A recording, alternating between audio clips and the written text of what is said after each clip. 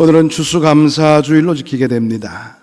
우리가 추수감사주일을 맞이해서 우리의 심령 깊은 곳에서 어떤 감사가 있는지 자신의 삶을 한번 점검해 보시기를 바랍니다.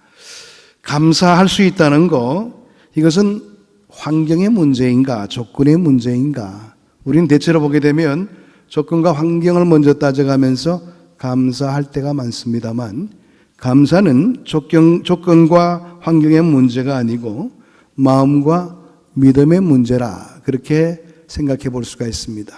마음이 있어야 되는 것이고요, 믿음이 있는 자들이 감사할 수가 있는 것이지 아무나 감사하는 것이 아니라는 것입니다. 사람들은 일반적으로 조건만 좋아지면 감사하는 마음이 저절로 일어날 것처럼 그렇게 생각하는데요, 그렇지 않습니다. 조건이 있더라도 저절로 감사가 막 마음속에 일어나거나 그렇지는 않더라고요. 그러니까 그만큼 하나님 앞에 끼어있는 사람만이 진실로 감사하게 되어 있고, 또 감사를 통해서 우리의 삶을 더욱 구체화시키는 그런 모습을 갖게 되는 겁니다. 그래서 형편이 좋은 사람이 감사하며 사는 게 아니고 믿음이 좋은 사람이 감사하며 살게 된다는 것, 그것을 우리가 먼저 전제를 해야 된다는 사실입니다. 여러분, 우리가 감사하지 못하는 경우는 결국 이 내용으로 이야기해 본다면 믿음을 잃어버렸기 때문에 우리의 입술에 또 우리의 마음속에 감사가 사라진 것 아닌가, 그렇게 생각해 볼 수가 있습니다. 그래서 우리는 감사할 수 있는 여건을 달라고 기도하기 이전에 감사할 수 있는 믿음을 달라고 기도를 해야 합니다. 감사할 수 있는 인격은 성숙한 인격이지요. 어떤 조건 속에서도 감사할 수 있다는 것은 성숙하지 않고서는 감사할 수 없는 것입니다. 감사할 수 있는 마음은 또 지혜로운 마음이기도 합니다. 왜냐? 감사를 하나님께서 가장 좋아하시는 것이니까. 감사하는 그 태도를 가진다는 것은 하나님의 마음을 알 수 있는 지혜를 가진 자이기 때문에 그렇습니다. 예수님의 생애도 참으로 많은 감사로 모범을 보였다는 것을 알 수가 있는데요, 예수님은 크고 작은 일에도 먼저 감사하는 모습을 보였지요. 성경에 보게 되면 하늘을 우러러 감사했다, 그런 표현이 종종 나타나기도 합니다. 하늘을 우러러 감사하셨다는 것은 감사의 근원은 바로 하나님이 되신다. 하나님만이 우리의 감사를 받아주시고 또 감사를 통해서 우리의 삶이 더욱더 풍성해질 수 있다는 것을 주님은 전제로 이야기를 했던 겁니다. 그래서 기독교는 감사의 종교이다, 이렇게 이야기해 볼 수가 있습니다.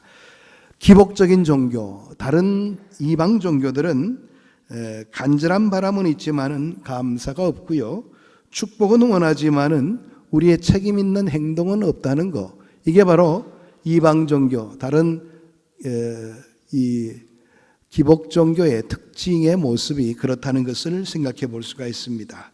그래서 오늘 성경은 감사가 없는 제사, 감사하는 삶이 없는 신앙, 그것을 이 본문의 말씀에서는 책망하고 있는 겁니다. 우리는 기도할 수 있습니다. 헌금할 수 있습니다. 찬송할 수 있습니다. 그러나 감사가 없는 기도는 허공을 치는 독백에 불과한 것이고요, 감사가 없는 헌금은 자기 욕심에 불과한 겁니다. 왜? 헌금 드리게 되면 하나님께서 주실 거다, 이렇게 생각하고 있는 마음이 있기 때문에 그런 것이죠. 감사가 없는 찬송은 자기 감정의 표현에 지나지 않습니다. 여러분, 우리가 쉽게 생각해 보면 일반 노래를 불러도 우리 눈물을 흘릴 수가 있어요. 그러니까 감사가 없는, 내 마음이 담겨져 있지 않는 그런 찬송은 그냥 일반 노래에 불과하다는 겁니다. 본문 시편 50편은 아삽의 시로 알려져 있죠. 아삽은 성전에서 찬양들을 지휘했던 사람입니다. 뿐만 아니라 시대를 통찰하는 눈을 가짐으로 통해서 선지자의 역할을 감당했던 그런 사람이기도 합니다. 그래서 그의 선시를 보게 되면 예리하게 장래를 바라보면서 하나님의 뜻에 부합되는 그런 아름다운 찬양들이 굉장히 많이 나타나 있는 것을 살펴볼 수가 있습니다. 이 아삽이 지적하고 있는 내용의 의미가 뭐냐? 이스라엘 백성의 신앙생활은 알맹이가 없는, 껍데기밖에 없는 신앙생활이라는 것을 지적하고 있습니다. 진실이 없는 가식적인 신앙생활에 급급해 있다. 이것을 하나님이 원하시는 줄 아느냐? 이렇게 지적하고 있는 것이지요. 오늘 본문에서 이스라엘 백성들은 하나님께 제사를 성대하게 잘 드렸습니다. 8절의 말씀 보게 되면 나는 내 제물 때문에 너를 책망하지는 아니하리니 내 번제가 항상 내 앞에 있음이로다. 오늘 본문 8절의 말씀에서도 내가 너를 책망하지 않는다. 제사에 한해서는, 왜냐? 제사를 아주 성대하게 드렸기 때문에 그렇습니다. 형식적인 면에서 본다면 전혀 나무랄 것 없는 그런 제사를 했다는 겁니다. 그러나 제사만 성대하게 드린다면 자기의 임무를 다했다, 그렇게 판단한 것이고요. 또 수많은 양과 소를 바치면서 하는 이야기가 이렇게 많이 드렸으니 하나님은 이것 이상으로 채워주실 거야, 하나님께서 이것을 기뻐하지 않겠나, 이렇게 생각하고 있는 그런 마음의 자세가 있었다는 겁니다. 이스라엘 백성의 제사는 하나님의 은혜에 감사해서 드리는 제사가 아니었습니다. 하나님과 거래하기 위한 제사였다는 것을 알 수가 있습니다. 하나님을 마치 우상이나 귀신처럼 생각했던 겁니다. 그래서 하나님을 잘 달래서 복을 구하면 되는 것이지 우리가 뭐 다른 건 있나, 이런 식으로 생각을 했던 겁니다. 이것은 마치 무당이 구슬을 하면서 귀신을 달래서 화를 맞고 복을 얻겠다는 그런 심리와 다를 바가 없죠.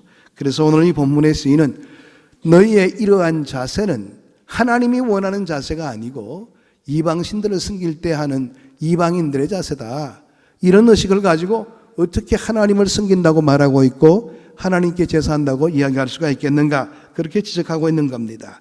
그래서 오늘 본문 9절에서 13절의 말씀의 내용들을 좀 쉽게 풀이한다면 이런 내용을 담고 있습니다. 나는 내 집에 있는 수소나 내 우리에 있는 염소가 필요한 것이 아니다. 숲속에 있는 짐승들과 수많은 산 위에 널려있는 가축이 다 내 것이 아니냐. 산에 있는 모든 새들은 다 내가 알고 들의 짐승도 다 내 것이다. 만약 내가 짐승의 고기를 못 먹어 굶주린다 하여도 너희에게 부탁하지는 않을 것이다. 온 세상과 그 안에 있는 모든 것이 다 내 것이 아니냐. 너희는 정말 내가 수소의 고기를 먹고 염소의 피를 마신다고 생각하느냐. 오늘 이 9절에서 13절까지의 말씀의 내용이 바로 그런 내용입니다. 내가 뭐 부족한 것이 있어서 너희에게 제사를 원하는 줄 아느냐. 내가 고기가 먹고 싶어서 너희들에게 제사를 요구하는 줄 아느냐. 이 세상에 부족한 것이 있다면 이 세상 것 전부가 다 내 것인데 무슨 부족함이 있겠는가. 내가 고기를 원해서 너희들에게 이와 같은 제사를 원했던가. 그렇지 않다는 겁니다. 그렇다면 오늘 이 본문의 말씀 속에서 하나님이 원하시는 것이 무엇인가 하는 점입니다. 하나님은 어떤 사람을 기뻐하시는가 하는 점을 우리가 알아야 될 겁니다. 14절과 23절에서 반복되게 나타나는 말이 있어요. 그건 뭐냐니까 감사로 제사를 드리는 자, 감사로 제사를 드리는 자를 하나님은 기뻐하시고 하나님께서는 그것을 영광스러워 하신다는 것을 이야기합니다. 하나님이 기뻐하시는 제사, 하나님께서 바라시는 제사가 바로 감사함으로 드리는 제사라는 것을 일러주고 있죠. 그럼 반면에 하나님이 기뻐하지 않으시는 제사는 어떤 것일까요? 감사의 제사가 아닌 것은 어떤 것일까요? 오늘 이 첫째의 내용들을 바라보게 된다면 형식적인 제사는 하나님이 기뻐하지 않는다는 것을 알 수가 있습니다. 형식적으로 소나 양을 잡는 것으로 만족하는 제사라면 하나님은 필요 없다는 것을 이야기합니다. 마음에서부터 나오는 감사와 나 자신을 드릴 수 있는 그런 제사, 그런 예배가 진정한 예배라는 겁니다. 하나님이 기뻐하시는 제물은 짐승의 피가 아니라 우리가 하나님 앞에 진심으로 감사하는 마음으로 예배에 임하고 제사에 임하는 것을 원하신다는 겁니다. 두 번째로 삶과 유리된 제사는 하나님이 기뻐하지 않으신다, 그렇게 표현하십니다. 예배는 우리의 삶의 한 부분이죠. 하나님은 나의 삶 전체를 드리는 제사, 삶이 제사가 되고 제사가 삶이 되는 그런 것들을 기대하십니다. 너희 몸으로 산제사를 드리라, 이런 뜻을 가지고 있는 겁니다. 죽은 제사 말고 삶이 동반된 제사를 드리라는 겁니다. 다시 말해서 우리의 삶의 전부를 가지고 하나님 앞에 영광 돌려드릴 수 있는 그런 우리의 삶의 행태를 보이라는 겁니다. 여러분, 오늘 이 본문은 참으로 장엄하게 그 결론을 맺고 있는데요. 23절의 말씀 보게 되면 감사로 제사를 드리는 자가 나를 영화롭게 하리니 그의 행위를 옳게 하는 자에게 내가 하나님의 구원을 보이리라. 감사로 제사를 드리는 자가 나를 영화롭게 한다. 그렇게 말씀하고 있죠. 하나님을 영화롭게 하는 사람은 어떤 사람이라고요? 감사로 예배하는 사람, 감사로 바치는 사람, 감사로 제사하는 사람을 하나님께서는 참으로 기뻐하신다. 성경은 그렇게 이야기하고 있습니다. 역으로 말한다면 감사를 잃어버린 사람은 하나님을 영화롭게 하기는커녕 하나님의 마음을 슬프게 만드는 자다. 하나님의 마음을 아프게 만드는 자다. 이렇게 이야기해 볼 수가 있습니다. 스펄전 목사님, 제가 종종 이야기를 드린 적이 있는데 영국의 아주 훌륭한 그런 설교가이기도 합니다. 이분의 설교 중에서 이런 내용이 있습니다. 하나님은 촛불을 보고 감사하는 자에게 전등불을 주시고, 전등불을 보고 감사하는 자에게 달빛을 주시고, 달빛을 보고 감사하는 자에게 햇빛을 주시고, 햇빛을 보고 감사하는 자에게 영원한 빛, 영생을 허락해 주신다. 그런 설교를 했습니다. 감사하는 마음 속에는 언제나 불행을 행복으로 바꾸게 되는 그런 기적이 우리의 삶 속에 나타나게 됩니다. 감사는 남을 행복하게 하고 하나님을 영화롭게 할 뿐만 아니라 자신을 행복하게 하고 자신을 영화로운 존재로 만들게 된다는 것이죠. 그래서 감사는 행복해지는 연습입니다. 그에 반해서 불평은 불행해지는 연습이라 그렇게 이야기해 볼 수가 있습니다. 2차 대전 중에 한 일본군 장교가 있었습니다. 전쟁에 패전하고 나서 만신창이가 되어서 이제 그의 고향으로 들어오게 되었죠. 그의 고향으로 들어오게 되니까 패전한 국가에 뭐가 남아 있었겠어요. 완전히 폐허가 되어버렸고 자기의 집마저도 날아가고 없었습니다. 너무 붕괴를 했죠. 내가 이런 거 보기 위해서 싸웠나 이거예요. 아니 우리의 전우들은 이것을 위해서 전쟁을 벌였나 그렇게 후회하면서 분노와 증오심으로 원망의 마음을 품고 살았습니다.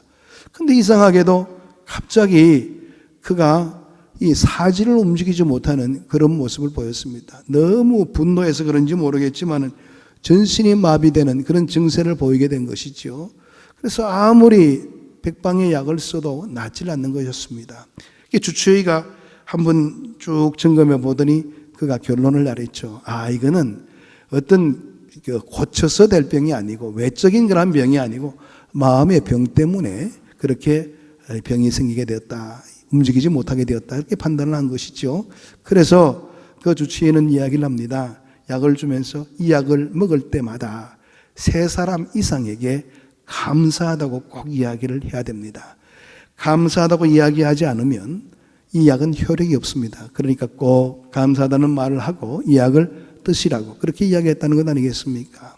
그런데 이제 며칠이 지나고 나서 자기의 딸아이가 병실에 방문을 하게 되었습니다. 아마 아빠가 보고 싶었던 모양이죠. 이제 반가운 모습으로 아빠 내가 왔어요.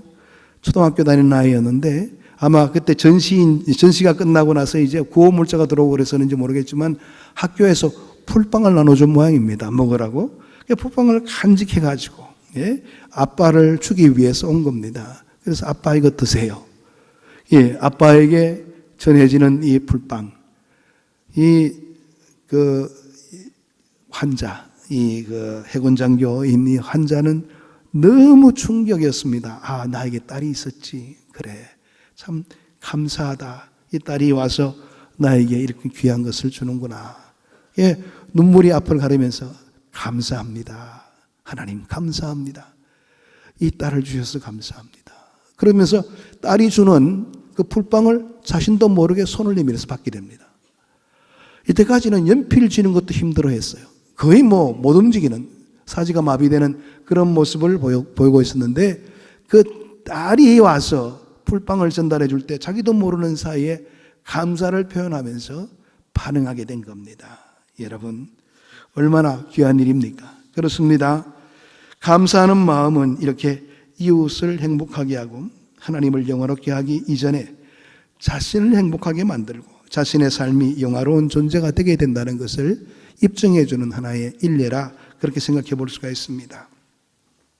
감사하는 마음은 환난을 이겨낼 수가 있습니다. 오늘 이 본문에서 하나님을 영화롭게 하는 비결 2가지가 나오고 있죠. 하나는 감사로 제사를 드리는 것이고 두 번째는 15절의 말씀 보게 되면 환난 날에 나를 부르라. 내가 너를 건지리니 네가 나를 영화롭게 하리로다. 환난 날에 간구하며 기도할 수 있는 자, 그 자가 바로 하나님을 영화롭게 한다. 그렇게 이야기하고 있습니다. 세상에 환난이 있어도, 어려움이 있어도, 낙심되는 일이 있어도 거기에 절망하거나 좌절하지 아니하고 하나님을 믿고 의지함으로 나아가는 자를 하나님께서는 기억하여 주시고 그 기도에 응답해 주시고 그 기도로 통하여서 하나님은 오히려 영화롭게 여기신다는 것을 이야기합니다. 이 환난이라는 단어는 재미있는 내용을 담고 있는데요, 포도를 틀 속에 집어넣고 뭉개고 짓눌러서 포도를 짠다, 이런 뜻을 가지고 있습니다. 포도가 뭉개질 때에 포도즙이 나오고 나중에는 발효가 되면서 포도주가 되지요. 포도가 이겨지게 될 때 그 자체만 바라보게 되면 버릴 수밖에 없는 것이죠. 그런데 그것이 일정한 기간이 지나고 나니까 많은 사람들에게 유익을 주는 포도주로 변하는 것처럼 환난은 우리에게 가치 있는 것을 허락한다는 그런 의미가 그 속에 담겨 있다고 볼 수가 있습니다. 그렇습니다. 이런 사람은 환난의 바람이 강하면 강할수록 신앙과 인격이 깊어지게 되어 있습니다. 환난을 이겨내고 그 속에서도 간구할 줄 알고 감사할 줄 아는 사람은 하나님의 더 큰 영화로움을 드러낼 수 있는 사람으로 변화될 수가 있다는 겁니다. 좋은 나무는 가뭄의 때에 뿌리가 깊어지고 겨울 찬바람에 단단해지는 법입니다. 진한 해산의 고통을 경험한 어머니는 자녀에 대한 진한 애정을 느끼게 되어 있습니다. 부부는 고생스러운 일이 있을 때 함께 정이 들게 되어 있습니다. 하나님을 믿고 교회를 섬기면서도 함께 고생을 해봐야지 정을 알고 또 은혜를 알게 되어 있는 겁니다. 인생의 막다른 골목이라 그런 생각을 가지고 혹시 이곳에 예배하고 있는 분이 계십니까? 하나님께서 이 시간 여러분의 기도와 간구에 응답해 주심을 믿습니다. 어려움이 있을수록 또 여러 가지 좌절의 요소가 있을수록 더욱 감사함으로 하나님 앞에 다가서시기를 바랍니다. 세상의 모든 사람들이 절망할 수밖에 없는 안타까운 상황에 있다 할지라도 믿음의 날개를 달고 감사로 제사를 드리는 자가 하나님을 영화롭게 할 수 있는 자입니다. 이런 자들은 다음과 같은 하나님의 음성을 듣게 될 수가 있을 겁니다. 네가 고난 가운데 나를 영화롭게 했구나. 이제 내가 너를 영화롭게 할 차례야. 하나님은 그런 응답을 들려주실 겁니다. 오늘도 이 말씀 속에 날마다의 삶 가운데 감사에 껴있고 믿음 생활 잘 감당함으로 통해서 하나님을 영화롭게 할 수 있는 우리 모두가 되기를 축복합니다. 기도하겠습니다. 하나님 감사합니다. 오늘도 주의 말씀으로 우리를 권고해 주시고 주의 은혜의 자리에 이르게 하시니 감사함을 드립니다. 우리의 삶이 항상 주님 앞에 껴있게 하시고 하나님의 선한 뜻을 온전히 증거하기에 부족함이 없는 삶이 될 수 있도록 은혜를 베풀어 주옵소서. 예수 그리스도 이름으로 기도하옵나이다. 아멘.